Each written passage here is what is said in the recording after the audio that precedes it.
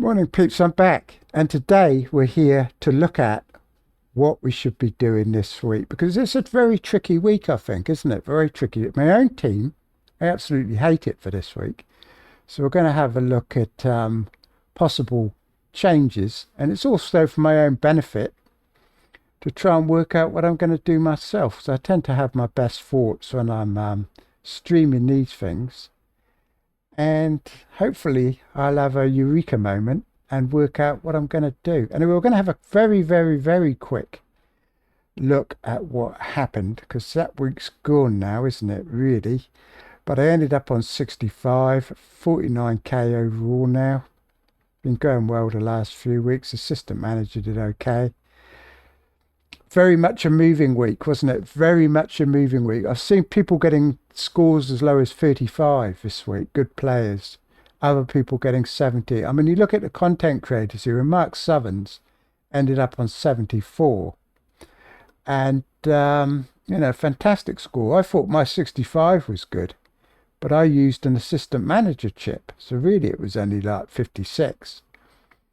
But Mark to get 70 after the hit. Fantastic. And you go all the way down to the bottom with as 40 points. So you can see that Mark has actually put 30 points over, he's put 30 points over as in one single week. One single week. And also pretty much 25 points over all these people. So you can see normally they're very tight, all these in this league, but that's absolutely massive. Massive score. Maybe now he's not on black box.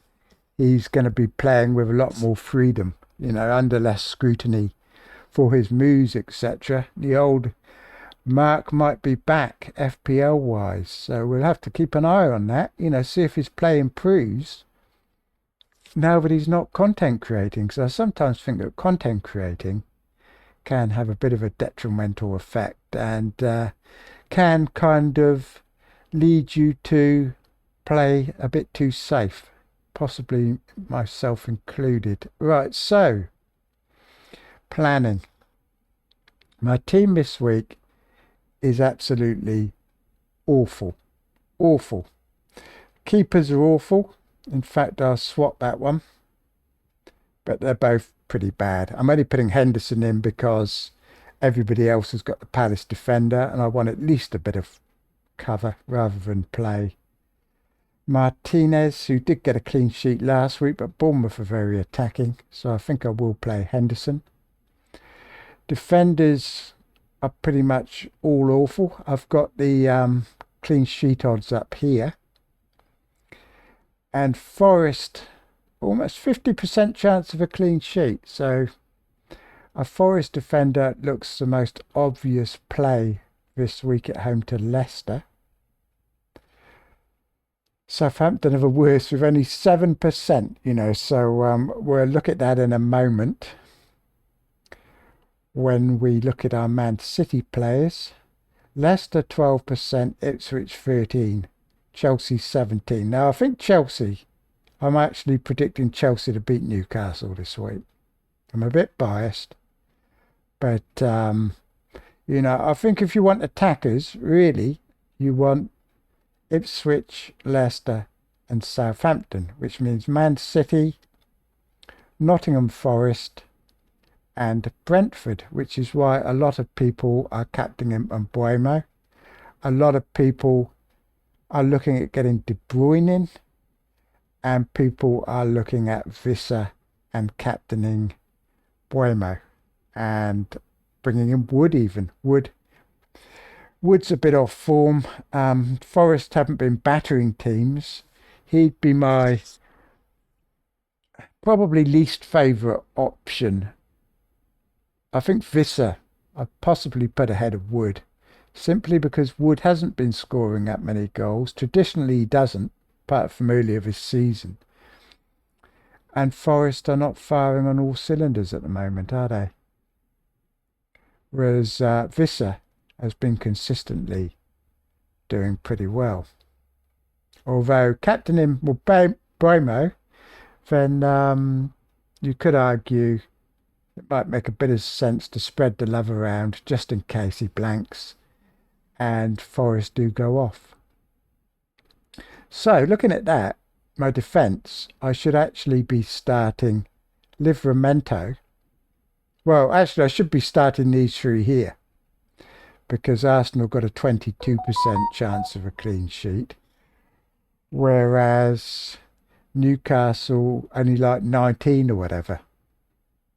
But I think I'd rather spread the love around a little bit. I did actually think Wan-Bissaka also not a terrible option because he used to play for United, didn't he? And he's playing very well lately.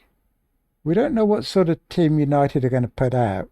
So I am quite tempted to start Wan-Bissaka over Livramento. I think if it's only West Ham are 19%, Newcastle 25. I guess that's quite a big difference, isn't it? 25, 19 to 25.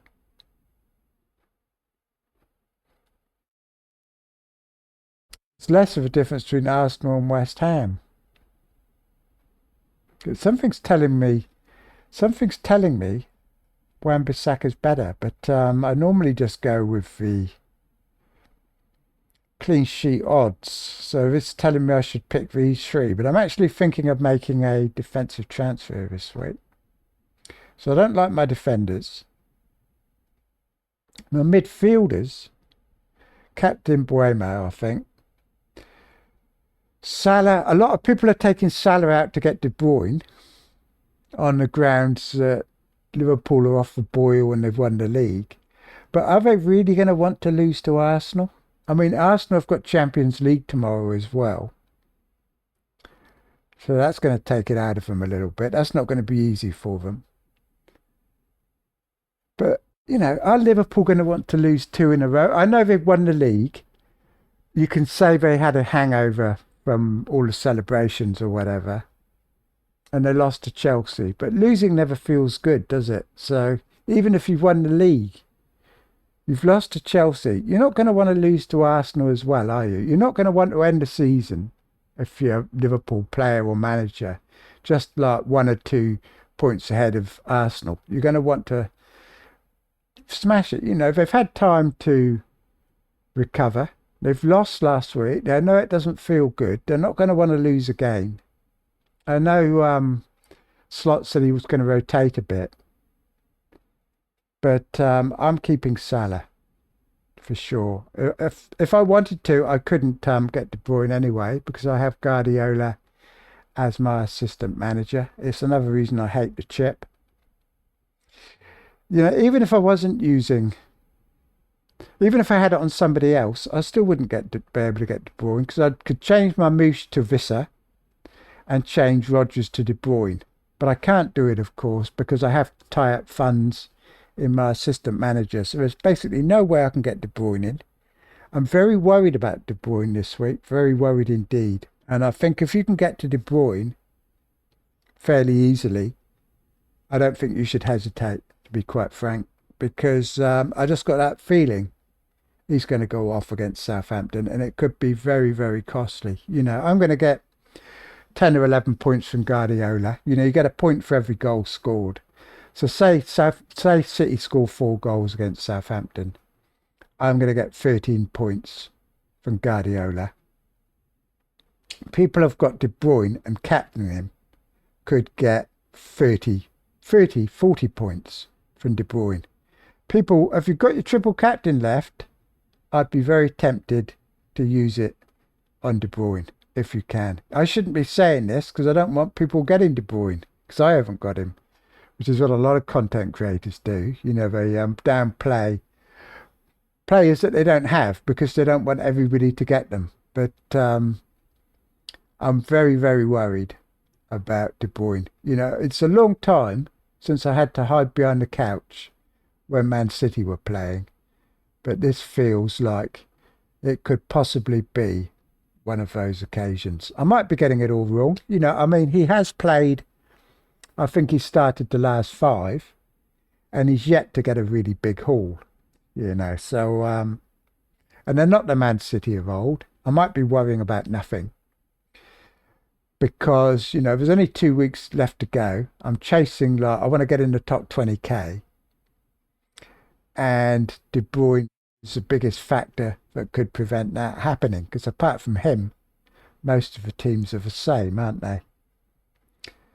But if I didn't have Guardiola, would I change Salah to De Bruyne? I'd certainly be thinking about it. It could backfire. I mean, it could easily backfire, of course, because I think the most popular captain will be Buemo,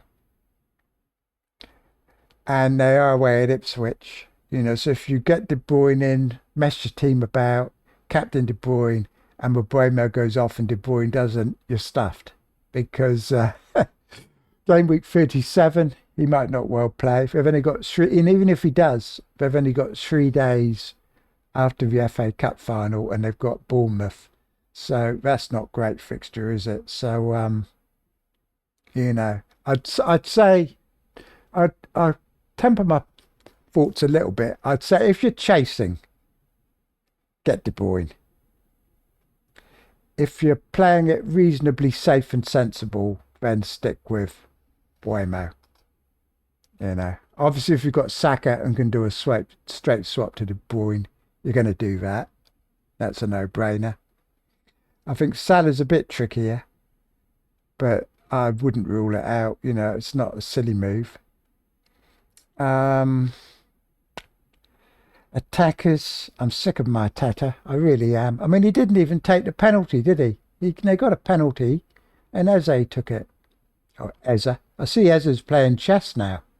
I play a lot of chess, and I went on to chess.com, and I saw this article about Eza. He played in a celebrity tournament for like YouTubers and celebrities, and he won it. He didn't lose a single game. And I thought, wow, he must be really good at chess. But then I went and looked at his rating in the tournament, and he was like rated 1100, which is like bunny boiler level.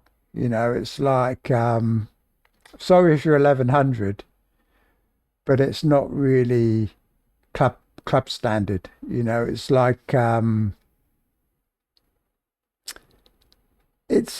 stay at home, play with your mates. You're better than your mates, but you're not yet club standard type of thing. But it's at least he's playing. At least he's playing pitch, and he won about 20,000 for that. And he's obviously taken it really seriously, so that's good. It's might have potential. But I was surprised when I looked at his ratings. I thought he must have been like 2,000 or whatever to win an amateur tournament, but he wasn't there. So the rest of them must have been pretty much non-sort of players, I think, the people he was playing against. Anyway, so what to do? What to do, peeps? So there's Mateta to Vissa is an option. Mateta to Wood is an option. I say it's an option. How much does Mateta cost? Take him out and I have 8.4. Yeah, so I can easily do it. So I could do that. How much have I got in the bank? 0.8. And just leave my rubbishy defence. I'll just go forward one more week to check it's not rubbish again next week. It is. It's still rubbish even next week. Still rubbish even next week. I suppose I can play Wan-Bissaka at home to Forest. I think that's not good, is it? Livramento, do I ever need him again? Let's have a look. Home to Everton in the last week's not a bad fixture. But I probably wouldn't play him because everybody's got a good fixture. Okay, so Wan-Bissaka's got a great fixture. So have my Arsenal defenders. Everybody has in the last week. So if I do change a defender, who do I take out? Who do I take out? Probably Livramento, because am I going to play Livramento in the last week when I've got Guardiola, Saliba, Kirill and Wan-Bissaka?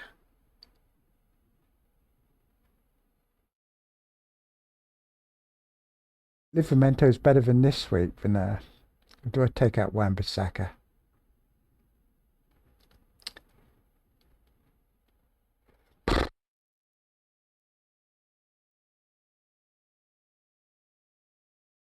Saka's useful next week.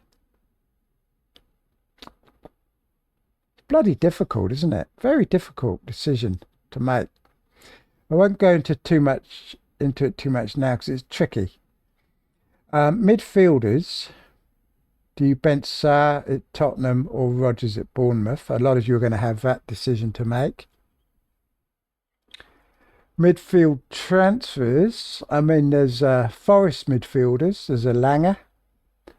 There's Morgan Gibbs-White. Do we need Rodgers anymore? Home to Tottenham. Away at Man United. They are looking for a top 5 spot. Do I need Sarr anymore? More to the point, probably, isn't it? Do I need Sarr anymore? And I don't. In fact, I could take out Sarr. I don't know how Elanga's been getting on since Wood came back. I'd have to look into that. But let's say I go for a Nottingham Forest midfield player for this week. And I'll say Elanga. So if I did that, I could bench Marteta. Or bench Wood. I mean Rodgers. Probably Rodgers. So I've lightened the load on my Crystal Palace players. I've got a very tasty Elanga in there. So that's kind of improved my team a bit. I think I'd rather have Elanga in the midfield than Chris Wood. And still having Sarr. I quite like the look of that one. I quite like the look of that. I'll have to toss up between Gibbs-White and Elanga. But I like the idea of reducing my dependence on Crystal Palace players. Now they do have a fixture in game week 37 with a very short turnaround, and I think they are playing West Ham in game week 37. No, they're not. What am I talking about? They are playing Wolves. So I'm thinking game week 37, Cunha looks a very good option in game week 37. Palace are going to be hungover from the FA Cup. Very little time to prepare. They're not going to care, basically. So I think in game week 37, Cunha looks a great option. And I'll probably keep it on Guardiola simply because I do not want to use a transfer on my assistant manager. So do I just stick with a rubbishy defence is basically the question. I just stick with a rubbishy defence and use my transfers on attackers where they're probably better used, aren't they? Because clean sheets are few and far between. I mean, I could spend 4 points this week on a Forest defender, but even if I keep a clean sheet, it hasn't really gained me many points, has it? So, and we don't have to worry about the long term anymore, only the short term, which means attackers are probably more important than worrying about defenders. I do quite like this Elanga pick. I do quite like it. Chelsea in game week 38. Chelsea are going to batter them. They better do. Right, so I don't have to worry about my defence in 38.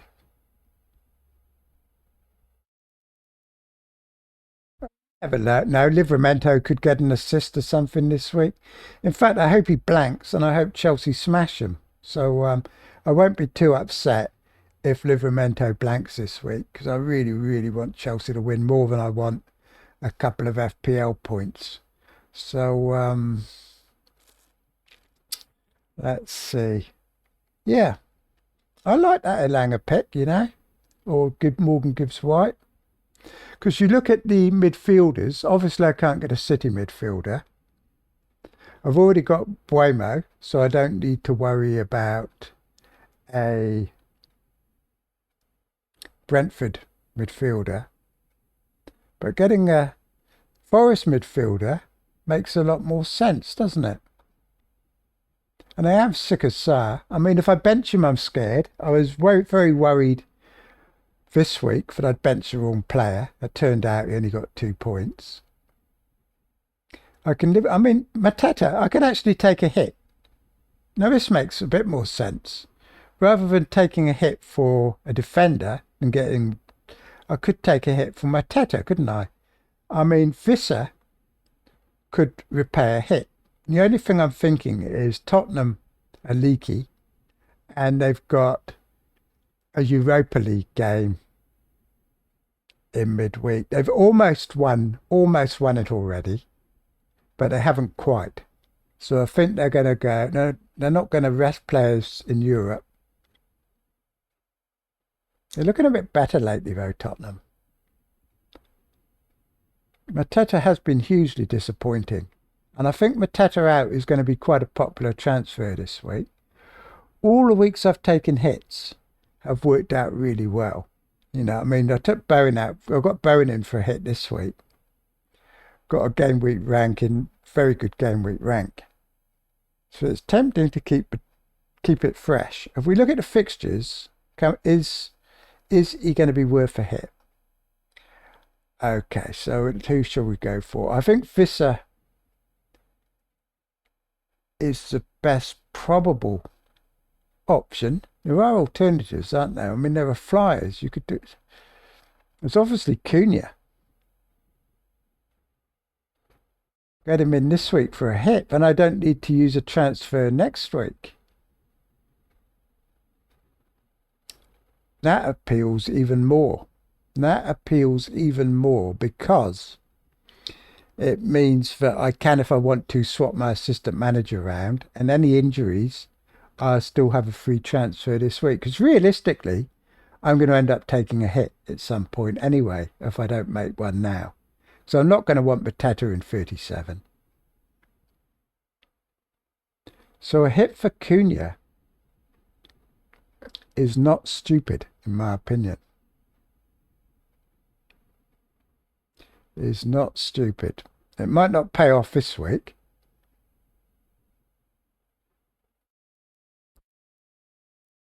Next week, I really fancy that game against Palace. Palace are going to be in the right state 3 days after the FA Cup final, or 4 days, whenever it is.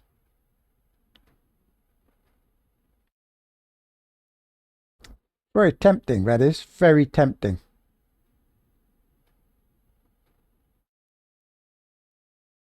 Again, though, you know, if I don't get a Langer and just get Cunha or Visser, and I can play Rodgers, for example. Rodgers at home to Tottenham. It's not a terrible fixture either, is it? Oh, that's next week. Sorry, peeps. Sorry, peeps. Who have Villa got? Yeah, we're at Bournemouth. No. So I don't really want to play Rodgers this week. I don't really want to play Sarr either because I'm sick of him. So Elanga, no, Elanga is the right choice, I think. So I've pretty much decided. That's helped me. This video has helped me a lot. We'll have a quick look at Reddit, see what's happening. And no, it's helped me a lot, to be quite honest. Let's sort by the best, shall we? See what are the best posts. There's no more doubles or blanks. The Villa match against Tottenham has been moved. by one day. I think it was one day. They moved it from a Saturday to the Friday to give them more chance to prepare. They didn't go the whole hog and put it back one more day, which would have moved it from game week 37 into game week 36. So there is no more doubles and no more blanks. I would have liked to have seen that one become a double, actually, because then I could have had a double game week goalkeeper in Martinez, and of course Rogers would have had a double game week as well. But you know, what will be will be. Someone had a triple game week. Did you beat the Scout? The Scout got 50 points. I think wildcard is last week because the blind FPL who I'm up against in the head-to-head, he used a wild card and he came up with a similar sort of team to this. I think a lot of people put Everton defenders into their wild cards, and it didn't work out at all, did it? Didn't work out at all well. So Trent's leaving at the end of the season. I think we knew that, didn't we?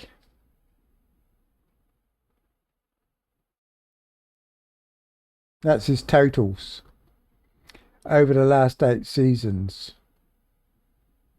So he's been a pretty good asset, but he's always been very expensive, hasn't he? Very expensive. So that's the clean sheet odds. We've seen them already. So that's about it, peeps, I think. And tomorrow morning, same time as now, an hour earlier actually, I shall be appearing on a show with Steve-O, Let's Have a Beer, and Andrew, who is FPL Nightmare. So that's going to be really good. There's going to be 4 of us, and it should be really good peeps. And if you haven't watched Steve-O's walking video that he did on Sunday, it's really good. You've really got to go and see it. It reminded me of that fishing show on TV with that guy from the Harry Enfield show, the Fast Show. I forget the name. Paul and Mortimer, I think it's called. Something like that. That fishing show. And it reminded me of that. You know, they were wandering around the graveyard on Sunday, looking at graves and talking a bit of FPL. You know, we saw Steve-O on the tube and all that type of thing. It was really interesting, actually. I thoroughly enjoyed it. You know, for me, it's more entertaining than watching mainstream TV, you know, because you feel like you know the people involved in everything. And I liked the bit on the canal where they were looking at houseboats and the cost of renting a houseboat and all that type of thing. Very interesting, peeps. So go and watch that. You know, that's the future of FPL content, I think. Shows like that, because the other ones are 10 a penny, aren't they? Where you you know, my team reveal, my player reveal, my captain reveal, and all those sort of things that we see now. So anyway, peeps, as for captaincy, I always captain top of the poll. Some people asked why I changed my captain last week from Marmouche to Buemo. It's because the early polls in the game week had Marmouche as the highest captain. Yet later in the week, it changed to Buemo. I think a lot of it was because United manager came out and said that they were going to play a heavily rotated team, which turned out to be true. And that is why people changed to Buemo. And that is why I changed to him, because I never, as you know, I never take a risk with captaincy unless it's absolutely necessary. I need a very, very good reason not to captain the top of the poll, because like I've said and shown when I had my website, it is very, very, very difficult long term to beat the consensus pick for captain, because it's normally spot on, which is why the captain always significantly outscores the vice captain every single season. Anyway, peeps, I'm off now. Talk to you later and see you all tomorrow morning or evening your time for that show. So bye for now then, peeps.